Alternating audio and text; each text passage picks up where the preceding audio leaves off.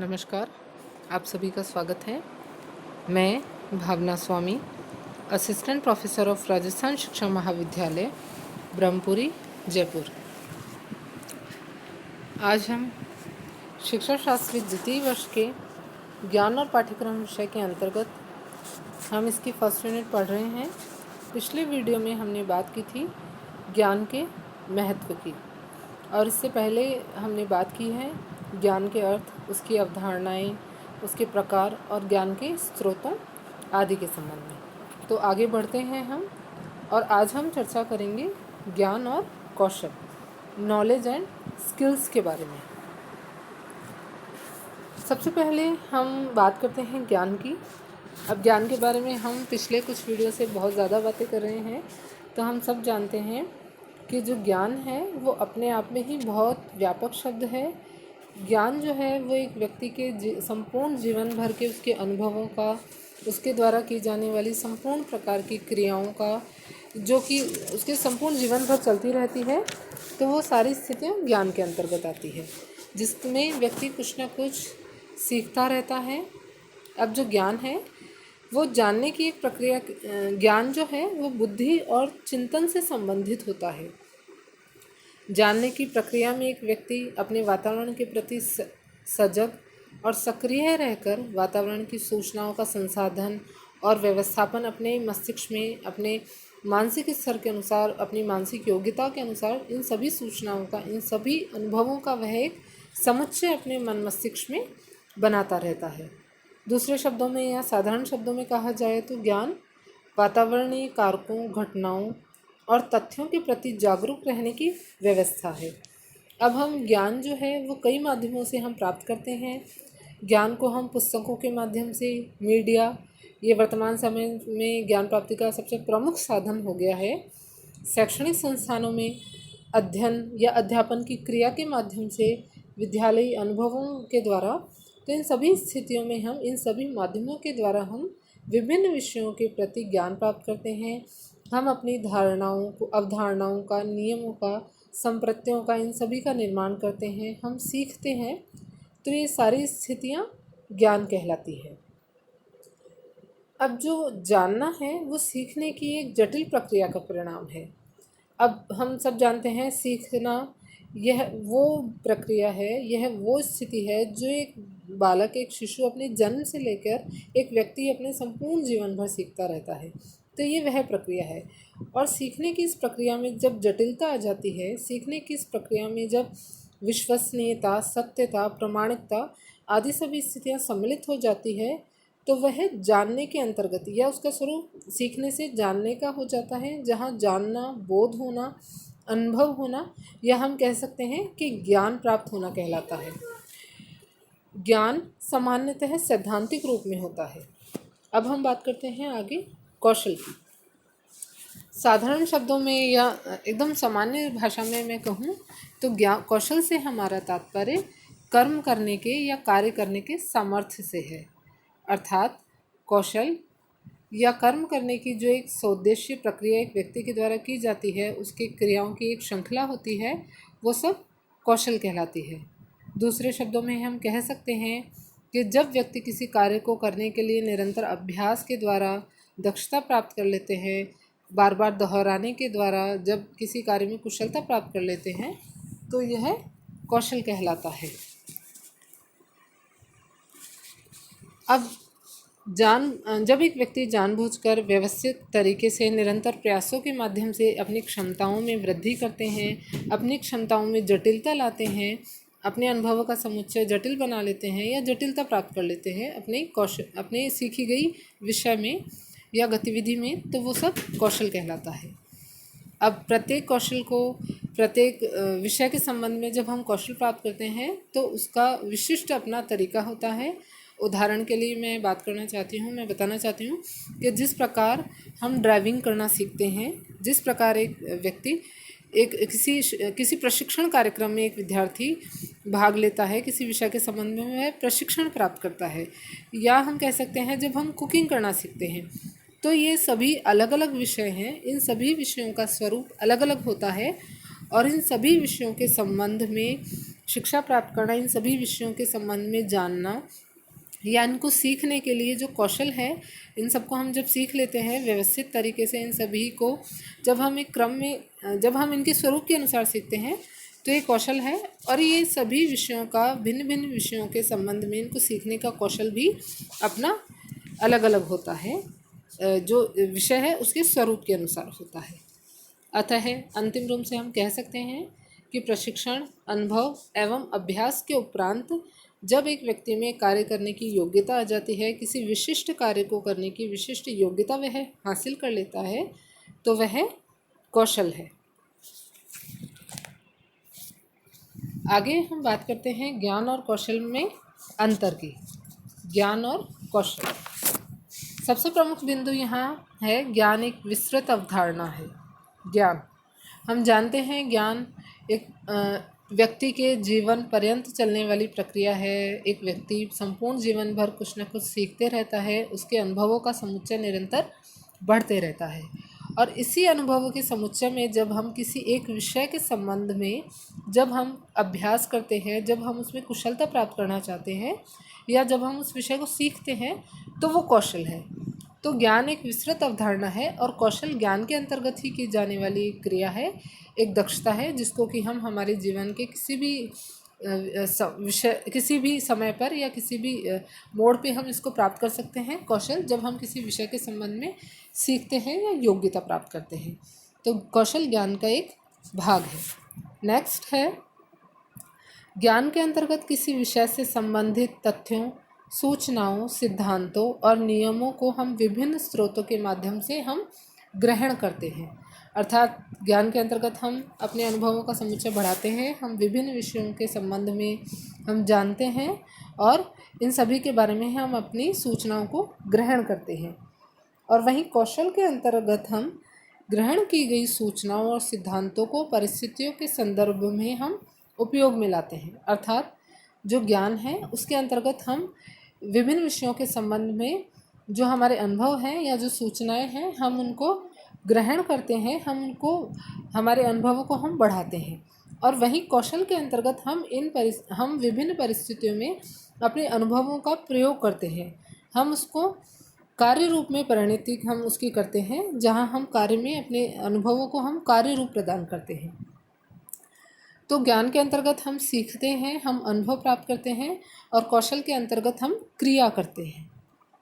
इसके पश्चात अगला बिंदु है, ज्ञान का स्वरूप प्रायः सैद्धांतिक होता है। अर्थात ज्ञान का जो स्वरूप है वो सिद्धांतों के रूप में, आदर्श के रूप में होता है, और जो कौशल है उसका स्वरूप प्रायः प्रयोगात्मक होता है, यानी करके देखने वाला, सीखने वाला, जो हम जिसको कह सकते हैं व्यवहारिक होता है। और ज्ञान का स्वरूप आदर्शात्मक होता है। नेक्स्ट है, ज्ञान का स्वरूप अमूर्त और अप्रत्यक्ष होता है। ज्ञान को हम नहीं देख सकते हैं, ये अनुभवों का एक समुच्चय है, ये हमारे मन और मस्तिष्क में बनने वाली धारणाएं हैं किसी विषय या वस्तु के बारे में। और कौशल को हम प्रत्यक्षतः देख सकते हैं। अर्थात अगर कोई व्यक्ति है जिसने ड्राइविंग सीखी है, तो हम उसके कौशल को देख सकते हैं कि वो किस प्रकार से अपने उसने किसी गाड़ी को या किसी वाहन को चलाने में उसने प्रशिक्षण प्राप्त किया है, तो किस प्रकार उसके प्रशिक्षण में उसने कुशलता हासिल की है। या कोई व्यक्ति कुकिंग सीख रहा है, तो कैसे उसने खाना बनाना सीख लिया है। तो हम कौशल को प्रत्यक्ष रूप से देख सकते हैं। जबकि ज्ञान है ये अमूर्त होता है, ये धारणाओं के रूप में, ये हमारे मन मस्तिष्क में अनुभवों के रूप में जो है इनका समुच्चय बनते जाता है। अगला बिंदु है, ज्ञान जानने की दक्षता से संबंधित है और कौशल कर्म करने की दक्षता से संबंधित है। हमने पहले भी बात की है, जब हम किसी विषय या स्थिति के बारे में जब हम हमारे अनुभवों को बढ़ाते हैं, जब हम किसी विषय के, ये मस्तिष्क की क्रियाएं हैं। ज्ञान के द्वारा हम हमारे मस्तिष्क को, या जो हमारे मस्तिष्क के द्वारा की जाने वाली क्रियाएं हैं उसको हम, जो हमारी ज्ञानेंद्रियां हैं वो सक्रिय रहती है, और कौशल के अंतर्गत हमारी कर्मेंद्रिय सक्रिय रहती है। कर्मेंद्रियों के माध्यम से कौशल के अंतर्गत हम कर्म के द्वारा कार्य करते हैं। तो ज्ञान में हमारे ज्ञान की या मस्तिष्क के द्वारा या जो धारणाएं हैं वो हमारे अनुभव, इन सभी से संबंधित स्थितियां ज्ञान कहलाती है, और कौशल हमारे कर्म करने से संबंधित स्थितियां अथवा दक्षता है। अगला बिंदु, ज्ञान किसी भी व्यक्ति को सरलता से स्थानांतरित किया जा सकता है। अर्थात मैंने पिछले वीडियो में भी बात की है, जब हम एक व्यक्ति ज्ञान के अपने प्रयासों के माध्यम से ज्ञान प्राप्त करता है, वह जिज्ञासा के द्वारा, संवाद के द्वारा, जैसे कि मेरा और आपका संवाद हो रहा है, मैं अपने ज्ञान को, मैं अपनी सीखी गई, मेरे विचारों को या सीखी गई अपने विषय के संबंध में सीखी गई बातों को मैं आपसे शेयर कर रही हूँ, तो ज्ञान को हम स्थानांतरित कर सकते हैं। वहीं जो कौशल है वो किसी दूसरे व्यक्ति को स्थानांतरित नहीं किया जा सकता है। इसके लिए एक व्यक्ति को पर्याप्त अभ्यास और प्रशिक्षण करने की आवश्यकता होती है। अर्थात आप जब एक शिक्षण प्रशिक्षण कार्यक्रम में आप एडमिशन लेके आप शिक्षक, एक अध्यापक के जो सारे स्किल्स हैं वो आप सीख सकते हो। तो इसके द्वारा आप दूसरे बच्चे को पढ़ा सकते हो या किसी अन्य व्यक्ति को बता सकते हो, लेकिन जो आपने इसके लिए प्रमाण पत्र प्राप्त किया है सीख कर, तो वो आप किसी अन्य व्यक्ति के साथ शेयर नहीं कर सकते हो। अगर कोई अन्य व्यक्ति है तो उसको सीखना ही पड़ेगा। उसको शिक्षण, अगर अच्छा एक शिक्षक बनना है तो उसे शिक्षण प्रशिक्षण कार्यक्रम के अंतर्गत उसको एडमिशन लेना पड़ेगा और उसको भी अपना जो एक डिग्री है वो हासिल करनी पड़ेगी। अगला बिंदु है, ज्ञान का स्वरूप अत्यधिक विस्तृत है। यह व्यक्ति के जीवन पर्यंत चलते रहता है और जो कौशल है इसका क्षेत्र सीमित होता है। अब कौशल हमने पहले भी बात की है, कौशल किसी विषय या किसी स्थिति के संबंध में, किसी कार्य के संबंध में कुशलता या दक्षता प्राप्त करना है तो ये सीमित समय के लिए होता है। जैसे आपका टीचिंग प्रोग्राम 2 साल का है या आप कोई और चीज़ सीख रहे हैं तो उसके लिए 6 महीने, साल, 2 साल, 5 साल इतना हो सकता है। लेकिन ज्ञान आपके जीवन भर चलने वाली एक प्रक्रिया है, तो ज्ञान बहुत विस्तृत है। अगले बिंदु की हम बात करें तो ज्ञान का संबंध बालकों के संज्ञानात्मक पक्ष से होता है, वहीं कौशल का संबंध विद्यार्थियों के क्रियात्मक पक्ष से होता है। संज्ञानात्मक बुद्धि, अवबोध, सीखना, बोध करना, ये सारी क्रियाएं जो मानसिक स्तर पे कार्य करती है, जो मस्तिष्क के स्तर पे, जो मन के स्तर पे काम करती है, तो वो सारी स्थितियाँ ज्ञान के अंतर्गत आती है। और जब हम स्वयं करके सीखते हैं, जब हम करके सीखते हैं, प्रयोग के द्वारा सीखते हैं, जब हम क्रिया करते हैं, तो ये सारी प्रक्रियाएं कौशल से संबंधित होती है। नेक्स्ट है, ज्ञान प्राप्त करने के लिए किसी अभ्यास की आवश्यकता नहीं होती है।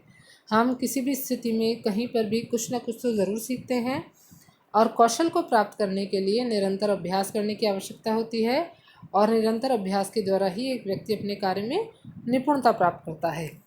जैसा कि हम आपको सिखाते हैं, हम आपको बताते हैं कि इंटर्नशिप पे जाने के लिए आपको इस प्रकार कार्य करना होगा, आपको ऐसा पढ़ाना होगा, आपको इस तरीके से बच्चों को पढ़ाना होगा। इसके लिए हम एक पर्याप्त व्यवस्था करते हैं, आपको अभ्यास करवाते हैं, हम माइक्रो टीचिंग करवाते हैं, जहां हम प्रत्येक कौशल को आपको छोटे छोटे भागों में पढ़ाते सिखाते हैं। फिर हम आपकी एक संपूर्ण क्लास लेते हैं, तो इस प्रकार हम आपको कौशल प्रदान करते हैं। तो ये आप सीखते हो, इसका हम बार बार अभ्यास करते हैं, हम इसका प्रैक्टिकल वर्क भी करते हैं, हम इसका डायरी में, हम इसका जो थ्योरिकल वर्क है वो भी हम करते हैं। तो कौशल में आप बार बार सीखते हैं और निरंतर अभ्यास के द्वारा आप इसमें निपुणता प्राप्त करते हैं। और ज्ञान जो है उसमें अभ्यास की आवश्यकता नहीं होती है। कहीं ना कहीं हर व्यक्ति, जो भी आपको सिखाया जा रहा है या जो भी आप अपने आसपास किसी विषय के बारे में सीख रहे हो, तो अपनी योग्यता के अनुसार, अपनी मानसिक स्थिति के अनुसार प्रत्येक व्यक्ति हर स्थिति से कुछ न कुछ ज्ञान प्राप्त अवश्य करता है। अगले बिंदु की मैं बात करूं तो ज्ञान व्यक्ति को शिक्षा के उच्च स्तरों तक ले जा सकता है। एक व्यक्ति जिसको ज्ञान है, जो ज्ञानी है, या हमने जिनको समझदार व्यक्ति कहा था समाज में, उनको शिक्षा का महत्व पता होता है। वो जानते हैं कि विभिन्न विषयों के बारे में अधिकाधिक जानकर, विभिन्न स्थितियों के बारे में या जीवन के विभिन्न अनुभवों के बारे में, या बहुत ज़्यादा जो हम कह सकते हैं कि पढ़ने से एक व्यक्ति के मस्तिष्क को बहुत सारा कार्यरत रहने की, कार्यशील करने की जो है कार्य उसको मिलता रहता है, स्थितियाँ चलती रहती है और वह व्यक्ति जीवन भर सीखते रहते हैं। जो ज्ञानी व्यक्ति होते हैं वो हमेशा संपूर्ण जीवन भर निरंतर विभिन्न विषयों के बारे में सीखना चाहते हैं और सीखते हैं। तो जो ज्ञान है एक व्यक्ति में, वह उसे शिक्षा के उच्च स्तरों तक ले जा सकता है। और कौशल के द्वारा एक व्यक्ति जब कौशल प्राप्त करता है तो वह अपने एक क्षेत्र विशेष में दक्षता प्राप्त कर लेता है और उसमें प्रसिद्धि भी प्राप्त कर सकता है। तो वह अपने द्वारा सीखे गए एक जो क्षेत्र विशेष है जिसमें उसने कौशल प्राप्त किया है, उसमें वह प्रसिद्धि प्राप्त कर सकता है। अगला बिंदु है ज्ञान के द्वारा मनुष्य का सर्वांगीण विकास संभव है। हमने बात की है जब व्यक्ति को बहुत अधिक ज्ञान हो जाता है, जब व्यक्ति बहुत सारे विषयों के बारे में जानते हैं, उनके अनुभवों का समुच्चय बहुत ज़्यादा प्रगाढ़ हो जाता है, तो कहीं ना कहीं वे अपने सर्वांगीण विकास कर सकते हैं। सर्वांगीण विकास जहाँ एक व्यक्ति को अपने जीवन का लक्ष्य पता है, जहाँ एक व्यक्ति को समाज में किए जाने वाले कार्यों के बारे में पता है, जहाँ एक व्यक्ति को शिक्षा का, अपने जीवन के अनुभवों का या विभिन्न स्थितियों के बारे में उसको जानकारी है, तो वो सब ज्ञान है। तो एक व्यक्ति का सर्वांगीण विकास इसी से संभव है। और कौशल के द्वारा एक व्यक्ति अपने जीविकोपार्जन हेतु किसी क्षेत्र विशेष में दक्षता प्राप्त कर लेता है। अगला बिंदु है